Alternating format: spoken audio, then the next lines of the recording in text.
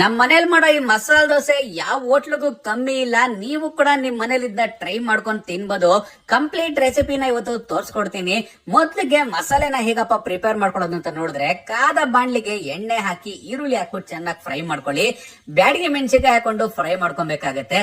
ಅದನ್ನ ಆರೋದಕ್ ಬಿಟ್ಮೇಲೆ ಮಿಕ್ಸರ್ ಜಾರ್ಗೆ ಕಟ್ ಮಾಡಿರ್ತಕ್ಕಂತ ಶುಂಠಿ ಪೀಸಸ್ ನ ಆಡ್ ಮಾಡ್ಕೊಂಡು, ಆರದ್ಮೇಲೆ ಹುರ್ಕೊಂಡಿರ್ತಕ್ಕಂತ ಈರುಳ್ಳಿ ಮತ್ತೆ ಬ್ಯಾಡಿಗೆ ಮೆಣಸಿನಕಾಯಿ ಹಾಕಿ ಒಂದ್ ಸ್ವಲ್ಪ ಉಪ್ಪು ಹಾಕ್ಬಿಟ್ಟು ರುಬ್ಕೊಬೇಕಾಗುತ್ತೆ. ಆಮೇಲೆ ಈ ಮಸಾಲೆ ದೋಸೆಗೆ ಹುರುಗಡ್ಲೆ ಚಟ್ನಿ ಸೂಪರ್ ಕಾಂಬಿನೇಷನ್. ಹೇಗಪ್ಪ ಮಾಡ್ಕೊಳ್ಳೋದು ಅಂತ ನೋಡಿದ್ರೆ, ಕಾದ ಬಾಣ್ಲಿಗೆ ಎಣ್ಣೆ ಹಾಕಿ, ಸಾಸಿವೆ ಹಾಕಿ, ಹಸಿಮೆಣಸಿನಕಾಯಿ ಮತ್ತೆ ತೆಂಗಿನಕಾಯಿ ಹಾಕ್ಬಿಟ್ಟು ಫ್ರೈ ಮಾಡ್ಕೊಳ್ಳಿ. ಆಮೇಲೆ ಹುರುಗಡ್ಲೆ ಹಾಕೊಂಡು ಚೆನ್ನಾಗಿ ಹುರ್ಕೊಬೇಕಾಗತ್ತೆ.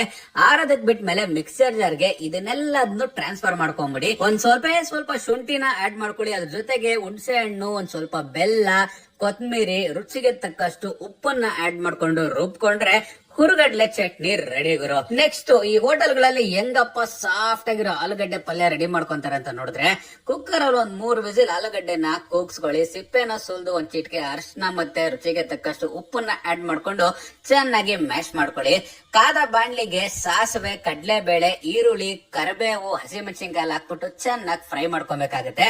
ಫ್ರೈ ಆದ್ಮೇಲೆ ಈ ಮಿಕ್ಸ್ ಮಾಡಿರ್ತಕ್ಕಂತ ಅಥವಾ ಮ್ಯಾಶ್ ಮಾಡ್ಕೊಂಡಿರ್ತಕ್ಕಂತ ಆಲೂಗಡ್ಡೆನ ಹಾಕ್ಬಿಟ್ಟು ಸ್ವಲ್ಪ ಹಾಲು ಹಾಕಿ ಒಂದ್ ಸ್ವಲ್ಪ ಕೊತ್ತಂಬರಿ ಉದುರಿಸ್ಬಿಟ್ಟು ಮಿಕ್ಸ್ ಮಾಡಿದ್ರೆ ಹೋಟೆಲ್ ಸ್ಟೈಲ್ ಅಲ್ಲಿ ಸಾಫ್ಟ್ ಆಗಿರೋ ಆಲೂಗಡ್ಡೆ ಪಲ್ಯ ರೆಡಿ. ಎಲ್ಲ ಐಟಮ್ಸ್ ರೆಡಿ ಮಾಡ್ಕೊಂಡ್ಮೇಲೆ ಇನ್ನ ದೋಸೆ ಪ್ರಿಪೇರ್ ಮಾಡೋದು ಒಂದು ಬಾಕಿ ಇದೆ. ಕಾದ ಹೆಂಚ್ ಮೇಲೆ ದೋಸೆ ಹಿಟ್ಟು ಹಾಕಿ ಸ್ಪ್ರೆಡ್ ಮಾಡಿ, ಅದ್ರ ಮೇಲೆ ಒಂದ್ ಮಿನಿಮಮ್ ಅಮೌಂಟ್ ಆಫ್ ತುಪ್ಪನ ಹಾಕ್ಬಿಟ್ಟು, ಆಮೇಲೆ ಖಾರ ಇಷ್ಟ ಪಡೋರು ಅಥವಾ ಮಸಾಲೆ ಜಾಸ್ತಿ ಇಷ್ಟ ಪಡೋರು ಹೆಚ್ಚಿಗೆ ಈ ಮಸಾಲೆ ಅಥವಾ ಖಾರ ಚಟ್ನಿ ಹಾಕೊಂಡು ಸ್ವಲ್ಪ ಆಲೂಗಡ್ಡೆ ಪಲ್ಯ ಇಟ್ಟು ಪರ್ಫೆಕ್ಟ್ ಆಗಿ ರೋಸ್ಟ್ ಮಾಡೋದಕ್ ಬಿಟ್ಟು ಆ ಚಟ್ನಿ ಜೊತೆ ತಿಂತಾ ಇದ್ರೆ ಬಾಯಲ್ಲಿ ನೀರ್ ಬರುತ್ತೆ ಗುರು. ನೆನ್ಸ್ಕೊಂಡ್ರೆ ಟ್ರೈ ಮಾಡಿ ನೋಡಿ, ಪಕ್ಕ ಇಷ್ಟ ಆಗುತ್ತೆ.